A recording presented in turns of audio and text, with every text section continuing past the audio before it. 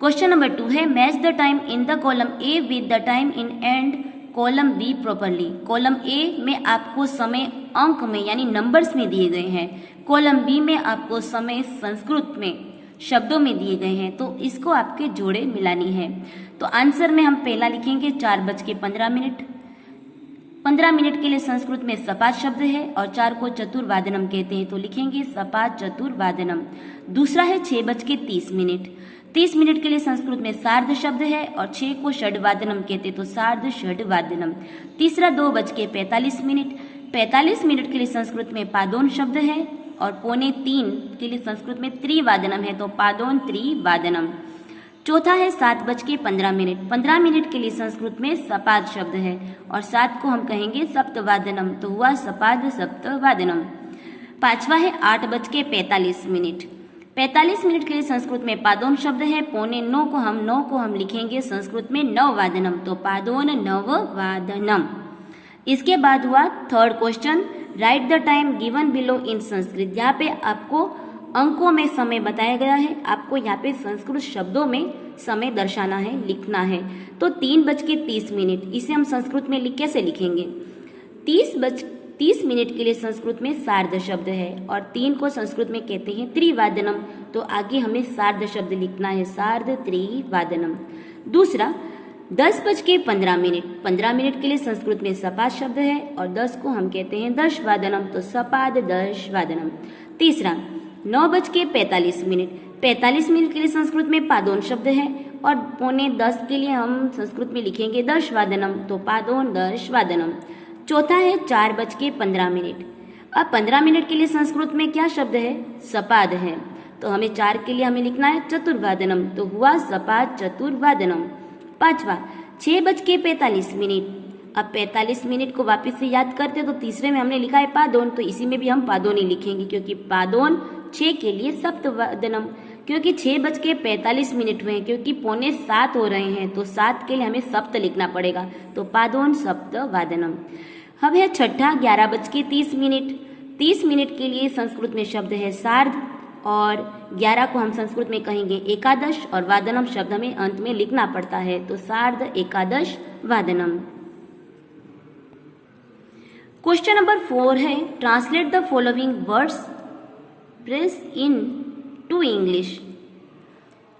आपको यहाँ पे एषा घटी घटिका अस्ति, यहाँ पे घटी दिया और घटिका दिया है। घटी का मतलब होता है घड़ी और घटिका उसका मतलब भी होता है घड़ी। एषा का मतलब होता है आ, यह घड़ी है, इसे हमें संस्कृत में लिखना है दिस इज ए क्लॉक। दूसरा घटी मध्य एषा दीर्घ सूची। घटी मध्य यानी घड़ी के बीच में, घटी मध्य यानी घड़ी में यह बड़ा कांटा है, this is the minute hand in the clock. तीसरा घटी मध्य एषा लघु सूची। घटी मध्य एषा लघु सूची, तो घड़ी में यह छोटा कांटा है, तो इसे हम इंग्लिश में लिखेंगे this is the our hand in the clock. चौथा है सार्ध। सार्ध मीन्स, सार्ध का मतलब होता है आधा अथवा तो साढ़े, तो हमें यहाँ लिखना है हाफ इंग्लिश में। पांचवा सपाद मीन्स एक क्वार्टर पास्ट और 15 मिनट्स पास्ट, यानी सपाद का मतलब होता है पा के 15 मिनट के साथ अथवा तो सवा। इसके बाद छठा है पादोन मीन्स एक क्वार्टर टू और 15 मिनट्स टू यानी इसके साथ ऐड करके, तो हमें यहाँ लिखना है सपाद। तो सपाद का मतलब होता है पा के 15 मिनट के साथ अथवा तो सवा। इसके बाद सातवां है अधुना कह समय, अभी कितना समय हुआ, इसे हमें इंग्लिश में लिखना है, तो what time is it now, इस तरह से हमें इंग्लिश में लिखना है। अमृत वेलायाम चतुर्वादने शय्या त्याग। अमृत वेला यानी सुबह के समय, अमृत बेला के समय 4 बजे हमें अपना पथारी यानी हमें उठ जाना चाहिए, हमें बेड को त्याग देना चाहिए, तो इसे हम इंग्लिश में लिखेंगे leave the bed at 4:30 in the down. इसके बाद 9वां है प्रातः सपाद चतुर्वादने परमात्मा स्मरणम, यानी सुबह सपाद चतुर्वादने, सुबह 4:15 बजे हमें परमात्मा का स्मरण करना चाहिए। Pray to God in the morning at 4:15। यहाँ पे सपाद है तो 4:15 लिखना है। 10वां प्रभाते सार्ध षड्वादने सूर्योदय, सुबह 6:30 बजे सूर्योदय होता है, तो हम इसको इंग्लिश में लिखेंगे प्रे टू गॉड, सुबह 6:30 बजे सूर्योदय होता है। The sun rises at 6:30 in the morning. 11वां है सायंकाले षड्वादने सूर्यास्त,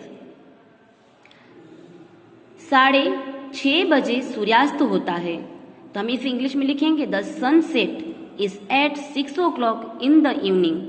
12वां प्रभाते सपाद सप्तवादने व्यायाम करणम, सुबह 7:15 बजे व्यायाम करना चाहिए। Do exercise at 7:15 in the morning. 13वां मध्याह्ने पादोन 12:15 मध्याह्न भोजनम, मध्याह्ने यानी दोपहर को 12:15 बजे, दोपहर को 11:45 बजे दोपहर का भोजन लेना चाहिए। तो हमें यह लिखना है take lunch at 11:45 at noon. अब है 14 मध्याह्ने सपाद 12:15 वाम कुशी। अब वाम कुशी का अर्थ क्या होता है वो भी बता दिया है। Take rest at left side for few minutes, यानी take some rest at the left side of the waist at 12:15। 15वां है प्रभात सपाद वादने प्रातःराश,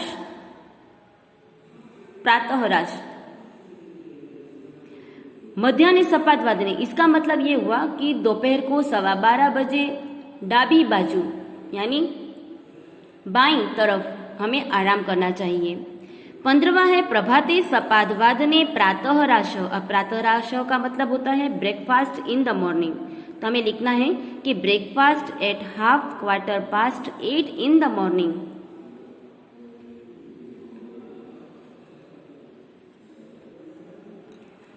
सुबह 9:15 बजे सुबह का नाश्ता करना चाहिए। अब है 16 प्रभाते सपाद नववादने स्वाध्याय। डू होम स्वाध्याय यानी do homework eight 9:15 in the morning. सुबह 9:15 बजे स्वाध्याय यानी हमें अभ्यास करना चाहिए। 17वां है सायं सपाद सप्तवादने नदी तटे विहरणम, यानी सांझे यानी शाम को 7:15 बजे नदी के किनारे हमें घूमना चाहिए। To go for a walk to the river bank at 7:15 in the morning. इसके बाद है 18 सायं सपाद अष्टवादने रात्रि भोजनम, यानी सायं यानी शाम को, सपाद यानी 8:15 बजे हमें रात का भोजन लेना चाहिए। Take supper at 7:15 in the evening. अब है 19 रात्रो पादोन नववादने पुस्तक पठनम। रात्रो यानी रात को, पादोन 9 वादने, पादोन का मतलब होता है 8:45 बजे। पुस्तकम पठनम यानी पुस्तक पढ़ना चाहिए। रात को 8:45 बजे हमें पुस्तक पढ़ना चाहिए। तो read a book at 8:45 at night. इसके बाद 20वां है रात्रो 10 वादने प्रभु प्रार्थना। रात को 10 बजे भगवान की प्रार्थना करनी चाहिए, तो हमें यहाँ लिखना है praying to God at 10 o'clock at night. 21 है रात्रो सपाद 10 वादने शयनम। रात के 10:15 बजे सो जाना चाहिए। Go to bed at 10:15 at night. इसके बाद 22वां है सायंकाले षड्वादने गृहागमनम। शाम को 6 बजे घर जाना चाहिए। Going home at 6 o'clock in the evening. अब है 23, सायंकाले पादोन सप्तवादने क्रीडागणे क्रीडनम्. Play in the playground at 6:45 o'clock in the morning. शाम को 6:45 बजे खेल के मैदान में खेलना चाहिए. 24वां है सायंकाले 8:00 दूरदर्शन कार्यक्रम दर्शनम. अब दूरदर्शन कार्यक्रम दर्शनम का इंग्लिश में अर्थ होता है टू वॉच टीवी प्रोग्राम. शाम को 8 बजे टीवी कार्यक्रम देखना चाहिए. Watching a TV program at night o'clock 8 o'clock in the evening. Watching a TV program at 8 o'clock in the evening. अब 25वां है रात्रो सपाद 9 गृहे वार्तालाप, यानी रात को 9:15 बजे घर में बातचीत करनी चाहिए. Taking at home at 9:15 at night. तो इस तरह से यहाँ पर आपको 25 है वह संस्कृत में वाक्य दिए गए हैं, सेंटेंस दिए गए हैं, उनका आपको इंग्लिश में ट्रांसलेट करना है. तो यहाँ पे विद्यार्थी मित्रों आपका यहाँ पर लेसन नंबर 8 समय उसके वर्कबुक के सभी क्वेश्चन आंसर यहाँ पर पूरे होते हैं.